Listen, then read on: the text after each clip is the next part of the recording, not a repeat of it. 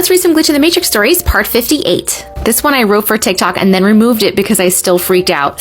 November 2nd is Dia de Muertos. I think that's like Day of the Dead, right? In Mexico. And happens I was in Mexico that day for work stuff.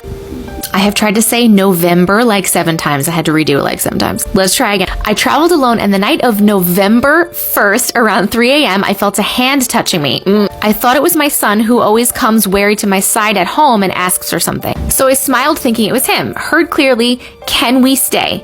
My brain was thinking, "Silly kiddo, of course you can." But at the same time, my brain freaked out recalling I'm alone in this hotel room. I didn't want to open my eyes or couldn't, and I had to force the words out of my mouth to say, "No, you cannot." After a few minutes, I was able to react and turn on the lights. I didn't want to go to sleep, obviously.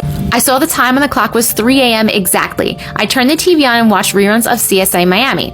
My flight was later that day, and I really wanted to sleep, but I couldn't, so I binged 3 in a row, expecting for 6 a.m. to arrive. After 3 shows, I watched the clock. It was 3 a.m. I thought I was confused about the first time I saw the clock. I decided to go back to sleep. I woke up later and checked the time thinking I was late for breakfast before going to the airport. It was 3 a.m. I couldn't go back to sleep. I got dressed for the gym and went to the hotel gym, came back, showered, and left with my nada for breakfast. I was way early at the airport. I still freak out because I'm Mexican and I know that Dia de Muertos culture has nice and scary parts. When a dead asks you to stay, they say if you allow, and they stay with you. And it was difficult for me to say no, you cannot. I felt the rest of the time weird things, mostly them mad at me. I didn't fly home, but I flew to visit my parents then. It took me 3 days not to freak out about people touching my shoulder like I felt that night. I don't know if I could ever sleep again.